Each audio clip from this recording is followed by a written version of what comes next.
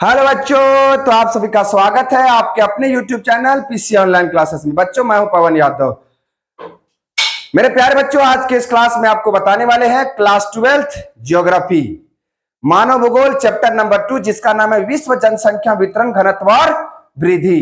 मेरे प्यारे बच्चों, इससे पहले हम एक क्लास ले चुके थे इस चैप्टर का। आज हम लेने वाले हैं दूसरा क्लास इस चैप्टर का, है ना, पार्ट 2।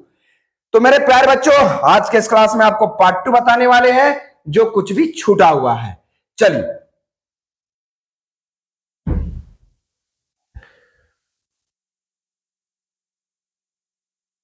तो मेरे प्यारे बच्चों, पहले हम आपको सिलेबस दिखा देते हैं। पहले चैप्टर में हम यहां तक पढ़ा चुके थे, है ना, जनसंख्या वितरण को प्रभावित करने वाले कारक। यहां तक हम आपको पूरा पढ़ा चुके थे पहले क्लास में। आज हम दूसरे क्लास में आपको पढ़ाने वाले हैं जनसंख्या परिवर्तन के घटक, जनांकीय संक्रमण सिद्धांत पढ़ाएंगे, जनसंख्या नियंत्रण के उपाय, एमसीक्यू, प्रश्न उत्तर और भूली बिसरी बातें आज के इस क्लास में आपको बताने वाले हैं। तो चलिए,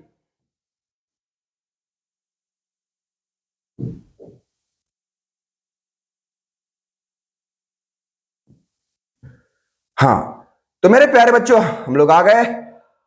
आज का क्लास इस टॉपिक से शुरू होगा, जिसका नाम है जनसंख्या परिवर्तन के घटक, है ना, जनसंख्या परिवर्तन के घटक। तो मेरे प्यारे बच्चों, जनसंख्या में परिवर्तन कैसे होता है? जनसंख्या में परिवर्तन कैसे होता है? तो मेरे प्यारे बच्चों, जनसंख्या में परिवर्तन 3 कारणों से होता है। जनसंख्या में परिवर्तन कितने कारणों से होता है? 3 कारणों से होता है। पहला, जन्म दर, मृत्यु दर और प्रवास।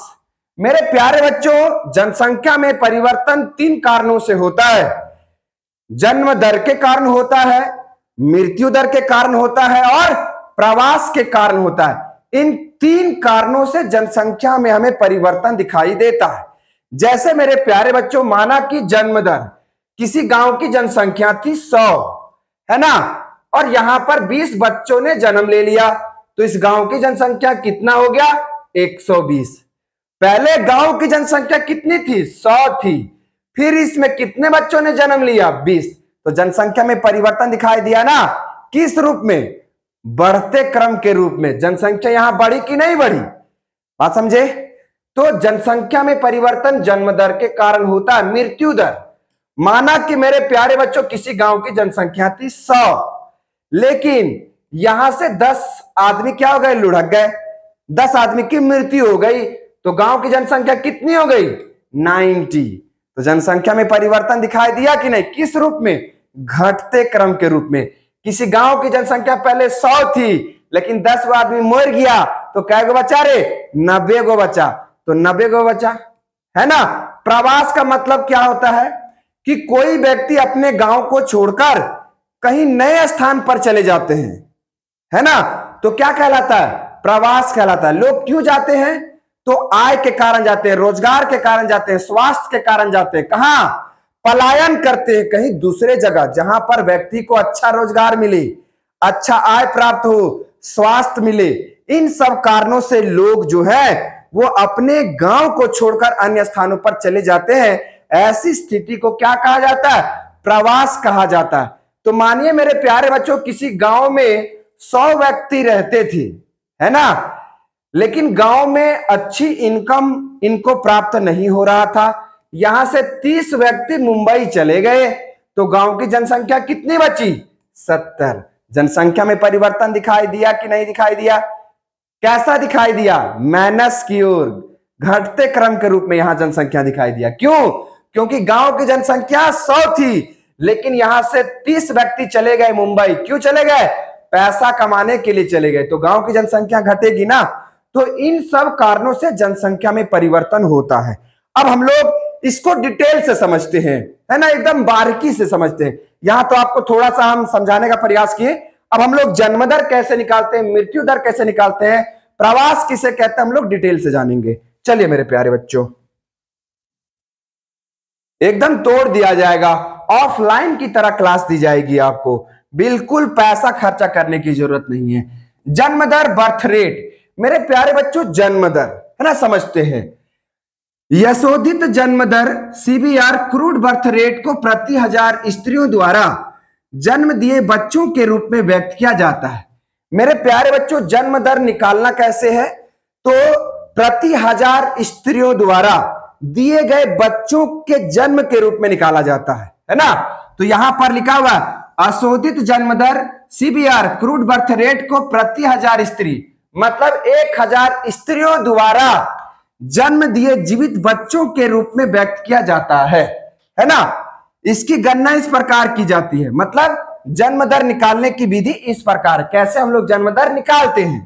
तो अशोधित जन्म दर बराबर, अशोधित जन्म दर बराबर किसी वर्ष विशेष में जीवित जन्म, मतलब एक वर्ष में कितना बच्चों का जन्म हुआ इसको लिख देंगे ऊपर। किसी गांव में एक वर्ष में कितना बच्चा जन्म हुआ ऊपर लिख देंगे, या देश भर में एक वर्ष में कितना बच्चा का जन्म हुआ ऊपर लिखेंगे, ऊपर लिखेंगे, है ना मेरे प्यारे बच्चों। किसी गांव में, किसी जिला में, किसी राज्य में एक वर्ष में कितने बच्चों का जन्म हुआ लिख देंगे ऊपर, ठीक है ना। अब उस गांव की जनसंख्या कितनी थी नीचे लिख देंगे, या देश की जनसंख्या नीचे लिख देंगे, राज्य की जनसंख्या नीचे लिख देंगे, है ना। कहीं का भी अगर पूरे देश का जन्म दर निकालना हो, है ना, तो एक वर्ष में कितना बच्चा जन्म दिया ओकरा लिखेंगे ऊपरी, और पूरे देश की जनसंख्या एक वर्ष में कितना था लिखेंगे नीचे, इंटू 1000। 1000 क्या लिखा हुआ? प्रति 1000 महिला, है ना। 1000 महिला पर कितने बच्चों का जन्म हुआ लिख देना है गुना करके, है ना। तो ऊपर में लिखेंगे कितना बच्चा जन्मा, ऊपर लिख देंगे, नीचे लिख देंगे उस गांव की जनसंख्या या देश की जनसंख्या, है ना। अगर हमको जिला का निकालना है तो एक वर्ष में उस जिला में कितना बच्चा जन्मा उसको लिख देंगे ऊपर, और उस जिला का जनसंख्या लिख देंगे नीचे, इंटू क्या करेंगे 1000 करेंगे। बात समझे? बाहर ही रखना, इतना समझ में आया ना। तो मेरे प्यारे बच्चों, जन्म दर को इस रूप में निकाला जा सकता है। नोट, किसी निश्चित जनसंख्या में नए जन्म बच्चों को जोड़ने से जनसंख्या में परिवर्तन दिखाई देता है। मतलब कि किसी गांव का जनसंख्या पहले कितना था, 100 था, है ना। इसमें से 20 गो बच्चा जन्म लिया तो गांव की जनसंख्या कितनी हो गई? 120 हो गई। बात समझे? तो इसमें क्या हमें पता चला कि ये जनसंख्या में बढ़ोतरी को दिखा रहा है। क्यों? पुरानी जनसंख्या कितनी थी? 100 थी, लेकिन 20 गो नया बच्चा जन्म लिया जी, तो 20 गो जब नया जन्म लिया तो कितना हो गया? 120। तो जनसंख्या में परिवर्तन दिखाई दिया। किस रूप में दिखाई दिया? बढ़ते क्रम के रूप में दिखाई दिया। जनसंख्या में यहां परिवर्तन दिखा। कैसा दिखा? बढ़ोतरी के रूप में दिखा, ठीक है ना। तो आपको मेरा विश्वास होगा कि ये समझ में आ गया होगा। चलिए आगे बढ़ते हैं। अगला मेरे प्यारे बच्चों मृत्यु दर, है ना। मृत्यु दर, डेथ रेट जिसको बोलते हैं इंग्लिश में प्यार से, है ना। तो मृत्यु दर को हम लोग कैसे निकालते हैं वो भी समझते हैं। क्या हो जाता है जी? हाँ चलिए,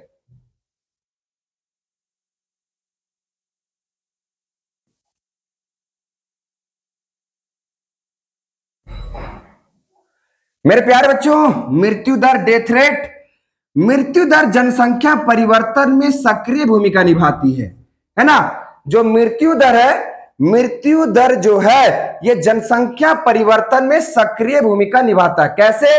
माना कि मेरे प्यारे बच्चों किसी गांव की जनसंख्या थी पहले 100, लेकिन इसमें 20 व्यक्तियों की क्या हो गई?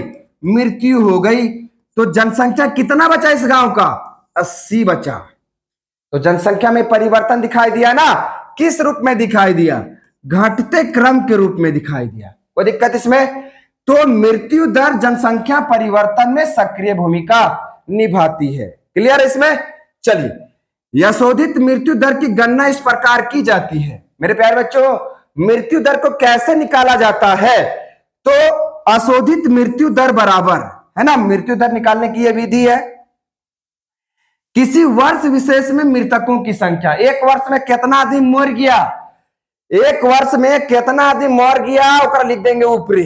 बात समझ में आया कि नहीं? और उस गांव के जनसंख्या कितनी थी। माना कि हमको किसी जिला का मृत्यु दर निकालना, तो एक वर्ष में उस जिला का कितना आदमी मर गया लिखेंगे ऊपरी, ठीक है। और उस जिला का जनसंख्या कितना है लिख देंगे नीचे, इंटू क्या करेंगे 1000। बात समझे कि नहीं। और जब काट कूट कीजिएगा तो आपको पता चलेगा कि एक वर्ष में इस जिला का मृत्यु दर कितना है। कोई दिक्कत इसमें। तो मेरे प्यारे बच्चों इस तरह से आप मृत्यु दर को निकाल सकते हैं। चलिए आगे बढ़ते हैं। जनसंख्या परिवर्तन का एक अहम कारण प्रवास भी है ना। जनसंख्या में परिवर्तन कैसे हुआ, जन्म दर के कारण हुआ, मृत्यु दर के कारण हुआ, और अगला तीसरा नंबर पे है आपका प्रवास। तो मेरे प्यारे बच्चों प्रवास का मतलब क्या होता है, किसी व्यक्ति का पुराने स्थान से नए स्थान पर चले जाना क्या कहलाता है, प्रवास कहलाता है। जैसे आपके गांव का कोई व्यक्ति है ना, आपके गांव का कोई व्यक्ति अगर सऊदी अरब चला जाता है तो वो क्या कर गया, प्रवास कर गया। तो हम यही कहना चाह रहे हैं कि कोई भी व्यक्ति अपने पुराने स्थान को छोड़कर, कोई भी व्यक्ति अपने पुराने स्थान को छोड़कर नए स्थान पर चले जाए तो उस व्यक्ति को कहा जाता है कि यह व्यक्ति क्या कर गया, प्रवास कर गया, नए स्थान पर चला गया। तो प्रवास के कारण भी जनसंख्या में परिवर्तन होता है ना मेरे प्यारे बच्चों। कैसे परिवर्तन होता है, तो माना कि पहले गांव की जनसंख्या थी 100, सब में 100 मान के चल रहे हैं। अब यहां से 20 गो व्यक्ति चल गया दूसरा देश, है ना, जेनी छवल एक सवे चल गया, तो कहीं ना कहीं इस गांव की जनसंख्या कितनी बची, 80 गो बची। क्योंकि 20 गो जो है वो चल गया बाहर। क्यों चला गया, कमाने के लिए चल गया या अन्य कारणों से चला गया। बात समझे कि नहीं। तो पुराने स्थान को छोड़कर नए स्थानों पर जाना ही क्या कहलाता है, प्रवास कहलाता है। तो मेरे प्यारे बच्चों ये समझ में आया कि किसी गांव की जनसंख्या 100 थी, 100 गो में से 20 गो आदमी अपन पुरनका गांव को छोड़कर नया घर बसाने चल गया दूसरा देश। बात समझे कि नहीं। तो गांव की जनसंख्या कितनी बची, 180 गो बचा। तो जनसंख्या में क्या परिवर्तन हुआ, घटता रूप परिवर्तन हुआ, माइनस परिवर्तन हुआ। बात समझे कि नहीं समझे। गांव की जनसंख्या क्या हो गई, घट गई। किसके कारण घट गई, प्रवास के कारण घट गई। क्योंकि अपने पुराने स्थान को छोड़कर नए स्थान पर चले गए लोग, जिसके कारण गांव की जनसंख्या क्या हो गई, घट गई। जनसंख्या में परिवर्तन हो गया इस गांव का। पहले 100 गो था, 20 गो चल गया, तो गांव की जनसंख्या 80 हो गई। परिवर्तन हुआ कि नहीं हुआ। चलिए गांव की जनसंख्या क्या हो गई, घट गई। अब समझते मेरे प्यारे बच्चों, जनसंख्या के आकार में परिवर्तन प्रवास के कारण भी होता है। समझ गए ना। 100 गो आदमी था, 20 गो चल गया कमाने के लिए बाहर, गांव की जनसंख्या कितनी बची, 80। गांव की जनसंख्या में घटता परिवर्तन हुआ। जैसे लोग अपने मूल निवास स्थान को छोड़कर अन्य स्थान पर चले जाते हैं, कारण शिक्षा, स्वास्थ्य और आय के कारण। मेरे प्यारे बच्चों लोगों का प्रवास क्यों होता है, तो शिक्षा के कारण होता है। जहां पर शिक्षा बेहतर होगी लोग वहां छोड़कर चले जाएंगे। बात समझे कि नहीं। जहां की शिक्षा बेहतर होगी लोग वहां चले जाते हैं, जहां पर आय बेहतर होगा लोग वहां चले जाते हैं, जहां स्वास्थ्य अच्छा होगा लोग वहां चले जाते हैं। तो इन सब कारणों से प्रवास होता है। बात समझे कि नहीं। तो लोग अपने मूल निवास स्थान मतलब अपने पुराने स्थानों को छोड़कर नए स्थानों पर जा रहे हैं, यही स्थिति प्रवास कहलाता है। बात समझे कि नहीं। क्यों जाते हैं, तो शिक्षा के कारण जाते हैं, स्वास्थ्य के कारण जाते हैं और आय के कारण जाते हैं। जैसे मेरे प्यारे बच्चों यहां पर बहुत सारे बच्चे अभी बैठे हुए हैं जो गांव से चलकर यहां पर आए हुए हैं। तो क्यों आए हुए, क्योंकि गांव में शिक्षा व्यवस्था अच्छी नहीं है, लोगों को वहां रोजगार नहीं मिल पाता है, लोगों को वहां स्वास्थ्य स्थिति बेहतर नहीं है, जिसके कारण लोग शहरों में आ जाते हैं। क्यों, क्योंकि यहां की स्थिति बेहतर है। यही स्थिति प्रवास कहलाता है। तो अपने पुराने स्थानों को छोड़कर नए स्थानों पर जाना ही प्रवास कहलाता है। क्यों जाना, शिक्षा पाने के लिए जाना, स्वास्थ्य पाने के लिए और आय पाने के लिए। ठीक है मेरे प्यारे बच्चों। चलिए अप्रवास, प्रवासी जो किसी नए स्थान पर चले जाते हैं अप्रवासी कहलाते हैं, है ना। प्रवासी जो नए स्थानों पर चले जाते हैं क्या कहलाते हैं? अप्रवासी कहलाते हैं। ठीक है ना, कोई दिक्कत नहीं। उत्प्रवास, प्रवासी जो एक स्थान से बाहर चले जाते हैं अप्रवासी कहलाते हैं। अच्छा, यहां पर उत्प्रवासी हो जाएगा, है ना, याद रखेंगे। प्रवासी जो एक स्थान को छोड़कर नए स्थान पर चले जाते हैं उत्प्रवासी कहलाते हैं। दोनों एक सिक्के के दो पहलू, दोनों मिलते जुलते शब्द हैं। चलिए,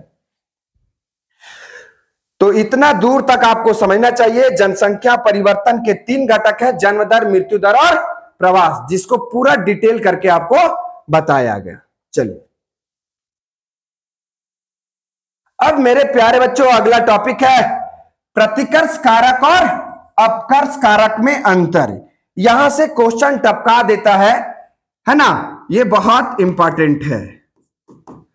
तो मेरे प्यारे बच्चों प्रतिकर्ष कारक और अपकर्ष कारक में क्या अंतर है हम लोग समझेंगे, है ना। प्रतिकर्ष कारक लोगों को कम आकर्षित करते हैं, जैसे राजनीतिक उपद्रव, प्रतिकूल जलवायु, प्राकृतिक विपणन, महामारियां तथा सामाजिक पिछड़ेपन इत्यादि, है ना।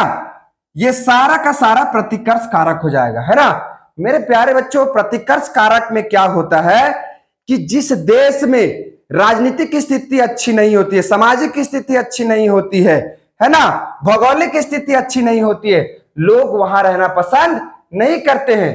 तो प्रतिकर्ष कारक लोगों को कम आकर्षित करता है। क्यों? क्योंकि वहां की राजनीतिक स्थिति अच्छी नहीं है। कहां की? किसी देश की राजनीतिक स्थिति अच्छी नहीं है। जैसे मेरे प्यारे बच्चों सीरिया जान रहे होंगे, यूक्रेन जान रहे होंगे, पाकिस्तान हो गया आपका, है ना, इराक हो गया, इजराइल हो गया, इन सब देशों में लोग रहना पसंद नहीं करते हैं। क्यों? क्योंकि यहां की राजनीतिक स्थिति अच्छी नहीं है।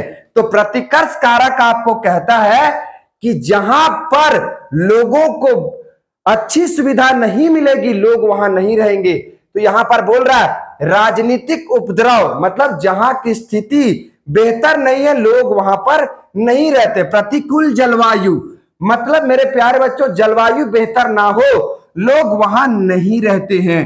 प्राकृतिक विपणन का मतलब जहां पर भूकंप हो, ज्वालामुखी हो, बाढ़ हो, इन सब स्थानों पर लोग नहीं रहते। महामारियां, जहां पर बीमारी ही बीमारी हो, ऐसे देशों में लोग रहना पसंद या ऐसे स्थानों में लोग रहना पसंद नहीं करते हैं। तो बात समझ में आया। तो प्रतिकर्ष कारक में लोगों को कम आकर्षित करता है। प्रतिकर्ष कारक लोगों को कम आकर्षित करता है। क्यों? क्योंकि राजनीतिक उपद्रव है, किसी देश में उसकी राजनीतिक स्थिति अच्छी नहीं है। प्रतिकूल जलवायु, प्रतिकूल जलवायु का मतलब वहां की जलवायु बेहतर नहीं है, कभी बारिश होता है तो कभी बारिश ही नहीं होता है। बात समझे कि नहीं? तो ऐसे स्थानों में लोग रहना पसंद नहीं करते हैं। प्राकृतिक विपणन का मतलब जहां पर भूकंप आए, ज्वालामुखी विस्फोट आए, इन सब कारणों से लोग वहां रहना पसंद नहीं करते हैं। तो प्रतिकर्ष कारक में लोगों को क्या है, कम आकर्षित किया जाता है। अब है आपका मेरे प्यारे बच्चों अपकर्ष कारक, है ना। अपकर्ष कारक लोगों को अधिक आकर्षित करते हैं, जैसे सुख शांति, रहन सहन की अच्छी अनुकूल जलवायु इत्यादि, है ना। मेरे प्यारे बच्चों अपकर्ष कारक में क्या होता है कि जिस देश में राजनीतिक स्थिति अच्छी हो, सुख हो, शांति हो, अनुकूल जलवायु हो, लोग वहां रहना पसंद करते। तो प्रतिकर्ष कारक में माइनस और अपकर्ष कारक में प्लस। तो सीधी सी बात यहां पर यह निकला कि अपकर्ष कारक में लोगों को, अपकर्ष कारक जो है वो लोगों को अधिक आकर्षित करता है। क्यों? क्योंकि यहां की राजनीतिक स्थिति, सामाजिक स्थिति, भौगोलिक स्थिति, सभी स्थिति क्या है, बेहतर है, जिसके कारण अपकर्ष कारक लोगों को ज्यादा आकर्षित करता है। लेकिन प्रतिकर्ष कारक क्या है? प्रतिकर्ष कारक में लोगों को कम आकर्षित किया जाता है। क्यों? क्योंकि वहां की राजनीतिक स्थिति, सामाजिक स्थिति, भौगोलिक स्थिति ये सब अच्छी नहीं है, जिसके कारण लोग प्रतिकर्ष कारक में रहना पसंद नहीं करते हैं। लोग कहां रहना पसंद करते हैं? अपकर्ष कारक में लोग रहना पसंद करते हैं। तो मेरे प्यारे बच्चों ये बहुत इंपॉर्टेंट है, आपको समझ में आ गया होगा कि प्रतिकर्ष कारक में लोग रहना पसंद नहीं करते क्योंकि सामाजिक आर्थिक राजनीतिक स्थिति वहां की अच्छी नहीं होती है, जिस कारण से लोग प्रतिकर्ष कारक में रहना पसंद नहीं करते। लेकिन अपकर्ष कारक में लोग रहना इसलिए पसंद करते हैं क्योंकि यहाँ का रहन सहन, सामाजिक आर्थिक राजनीतिक स्थिति, सभी स्थिति क्या होती है, अच्छी होती है, जिसके कारण लोग यहाँ रहना पसंद करते हैं। चलिए, तो प्रतिकर्ष कारक और अपकर्ष कारक में अंतर आप समझ गए होंगे। अगला, बहुत सारा बच्चा हुआ है। चलिए, तो मेरे प्यारे बच्चों, अगला टॉपिक है जनांकीय संक्रमण सिद्धांत, है ना। तो मेरे प्यारे बच्चों, हम लोग समझेंगे जनांकीय संक्रमण सिद्धांत। जनांकीय संक्रमण सिद्धांत 1929 में एम थॉम्पसन और 1945 में नोटेस्टीन ने दिया था, है ना। जनांकीय संक्रमण सिद्धांत को 1929 में कौन दिया, तो एम थॉम्पसन ने दिया था। जनांकीय संक्रमण सिद्धांत के बारे में सबसे पहली बार कौन बताया, एम थॉम्पसन। कब बताया, 1929 में। दूसरी बार 1945 में जनांकीय संक्रमण सिद्धांत के बारे में कौन बताएगा, नोटेस्टीन। तो जनांकीय संक्रमण सिद्धांत को बताने वाले दो विद्वान हैं। पहला है एम थॉम्पसन, जिसने 1929 में जनांकीय संक्रमण सिद्धांत के बारे में बताया, और 1945 में नोटेस्टीन ने जनांकीय संक्रमण सिद्धांत के बारे में बताया। अब समझते हैं मेरे प्यारे बच्चों, मिस्टेक हो गया यहां पर, जनांकीय, है ना। जनांकीय संक्रमण सिद्धांत का उपयोग किसी क्षेत्र की जनसंख्या के वर्णन तथा भविष्य की जनसंख्या के पूर्वानुमान के लिए किया जाता है। मेरे प्यारे बच्चों, जनांकीय संक्रमण सिद्धांत हमें यह बताता है कि वर्तमान समय में जनसंख्या कितनी है और भविष्य में कितनी जनसंख्या होने वाली है, इस बात के बारे में बताता है कौन, जनांकीय संक्रमण सिद्धांत। समझे कि नहीं समझे। जनांकीय संक्रमण सिद्धांत आपको कहता है कि वर्तमान समय में इस देश की जनसंख्या कितनी है और आने वाले दिनों में इस देश की जनसंख्या कितनी होगी, इसके बारे में कौन बताता है, जनांकीय संक्रमण सिद्धांत। इतना बात समझे कि नहीं। जनांकीय संक्रमण सिद्धांत ये बताता है कि वर्तमान समय में इस देश की जनसंख्या कितनी है और आने वाले दिनों में इस देश की जनसंख्या कितनी होगी, इसके बारे में कौन बताता है, जनांकीय संक्रमण सिद्धांत ये पॉइंट बताता है। इतना बात समझ में आया। भविष्य एवं वर्तमान मतलब अभी कितना है और आने वाले दिनों में जनसंख्या कितनी होगी, कौन बताएगा, जनांकीय संक्रमण सिद्धांत। कोई दिक्कत नहीं ना मेरे प्यारे बच्चों। चलिए अगला पॉइंट देखेंगे। फिर यहां पर जन्मदिन लिखा गया, टाइपिंग मिस्टेक। जनांकीय संक्रमण सिद्धांत हमें यह बताता है कि कैसे ग्रामीण खेतीहर व्यक्ति अशिक्षित अवस्था से उन्नति करके नगरीय औद्योगिक साक्षर बनता है। मेरे प्यारे बच्चों, जनांकीय संक्रमण सिद्धांत हमें यह बताता है कि कैसे ग्रामीण क्षेत्र के लोग अपना प्रगति करके, है ना, वो निवास करता है। कहां पर, शहरों की ओर निवास करता है और यहां पर वो अपने विकसित अवस्था को बढ़ाने का काम करता है। तो यहां पर बोल रहा है कि जनांकीय संक्रमण सिद्धांत हमें यह बताता है कि कैसे ग्रामीण खेतीहर व्यक्ति अशिक्षित अवस्था से उन्नति करके नगरीय औद्योगिक साक्षर बनता है। सीधी सी बात है कि ग्रामीण क्षेत्र के जो लोग होते हैं, सबसे पहली बार वहां पर वो डेवलप होते हैं और यही डेवलपमेंट की स्थिति उनको शहर की ओर लेकर आता है और यहां पर वो औद्योगिक कार्य करने का काम करते हैं।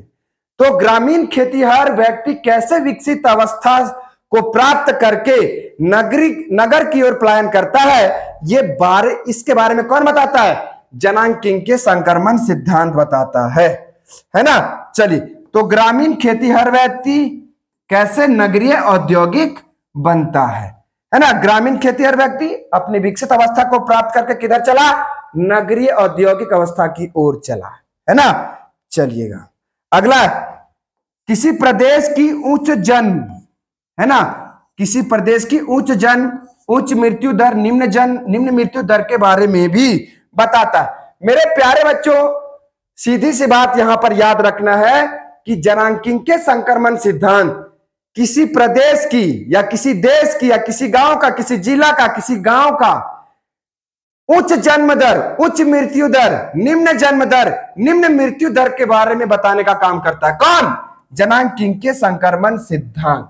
जनांगीय संक्रमण सिद्धांत किसी प्रदेश की उच्च जन्म दर, उच्च मृत्यु दर, निम्न जन्म दर, निम्न मृत्यु दर के बारे में भी बताता है कौन?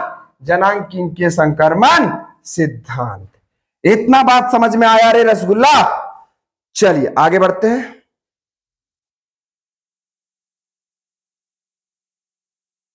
मेरे प्यारे बच्चों, ये बहुत इंपॉर्टेंट टॉपिक है, जनसंख्या नियंत्रण के उपाय, है ना? जनसंख्या नियंत्रण के उपाय। तो मेरे प्यारे बच्चों, जनसंख्या नियंत्रण के निम्न उपाय हैं। जनसंख्या नियंत्रण के निम्न उपाय। पहला क्या? गर्भ निरोधक गोलियां। मेरे प्यारे बच्चों, जनसंख्या का नियंत्रण किया जा सकता है किसके द्वारा? गर्भ निरोधक गोलियां द्वारा। गर्भ निरोधक गोलियां आप लोग समझदार हैं, जान रहे होंगे। संभोग स्थगन का मतलब सेक्स को क्या कर दीजिए? रोक दीजिए, जिसके कारण जनसंख्या में क्या होगा? नियंत्रण होगा। गर्भपात करा दीजिए। गर्भपात के कारण भी क्या हो जाएगा? जनसंख्या में कंट्रोल होगा। परिवार नियोजन को बढ़ावा देना, मतलब समझाइए कि दुए को पैदा करना, कचकचा के हमको 12-20 को पैदा नहीं करना है। समाज में एकजुटता फैलाकर समाज में बात को बताइए कि जनसंख्या बढ़ने के कारण बेरोजगारी बढ़ रही है, सारी समस्या आ रही है ना? सरकार के द्वारा विभिन्न कार्यक्रमों के तहत लोगों को जागरूक बनाकर जो है वो जनसंख्या में कंट्रोल किया जा सकता है, जनसंख्या में नियंत्रण किया जा सकता है। देखते होंगे मेरे प्यारे बच्चों, लिखा रहता है हम दो हमारे दो सुखी परिवार, लेकिन कहां मानता है? अभी देख रहे होंगे बूढ़ा बूढ़े में भी चल रहा है। अगला, सरकार के द्वारा नियम कानून बनाकर भी क्या किया जा सकता है? जनसंख्या में कंट्रोल किया जा सकता है। जैसे मेरे प्यारे बच्चों, भारत के कई राज्यों में 2 बच्चे पैदा करने पर ही उनको सरकारी नौकरी दी जाएगी। तो ऐसे नियम और कानून बनाकर भी जनसंख्या में कंट्रोल किया जा सकता है। तो मेरे प्यारे बच्चों, मेरा आशा होगा कि जितना भी टॉपिक आपको बताए, ये सारा का सारा टॉपिक आपको समझ में आया होगा।